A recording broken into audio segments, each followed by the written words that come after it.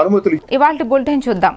Nellore rural MLA Kotamreddy Sridhar Reddy YSR Congress party నేతలకు ఘాటుగా warning ఇచ్చారు. అక్రమాలపై చర్యలు తీసుకుంటే కక్ష సాధింపు అంటున్న వైసీపీ నేతలకు నిజమైన కక్ష సాధింపు ఎలా ఉంటుందో చూపించడం పెద్ద పని కాదని హెచ్చరించారు. అరెస్టులపై వైసీపీ నేతలు చేస్తున్న వ్యాఖ్యలకు ధీటుగా స్పందిస్తూ తాను ఒక్కడినే కక్ష సాధింపు మొదలుపెట్టిన వైసీపీ నేతల అడ్రస్ గల్లంతవుతుందని స్పష్టం చేశారు. పేద ప్రజల అభ్యున్నతి, నియోజకవర్గ అభివృద్ధిపైనే టీడీపీ శాసనసభ్యులు దృష్టి సారించారని తెలిపారు.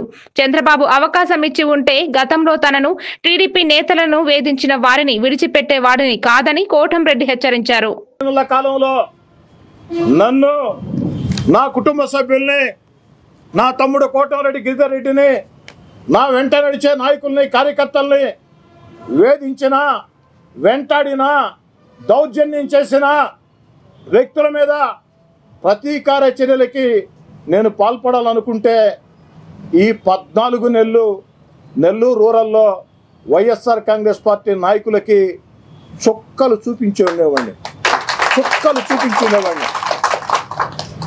నెల్లూరు రూరల్లో ఉండే వైఎస్ఆర్ కాంగ్రెస్ పార్టీ నాయకులు అందరి గురించి నేను మాట్లాడను.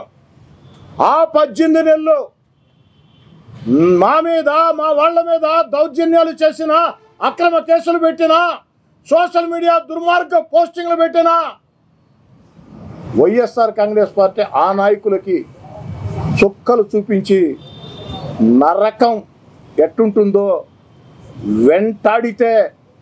వేటాడితే ఎట్టుంటుందో, నరకం ఎట్టుంటుందో, వెంటాడితే వేధిస్తే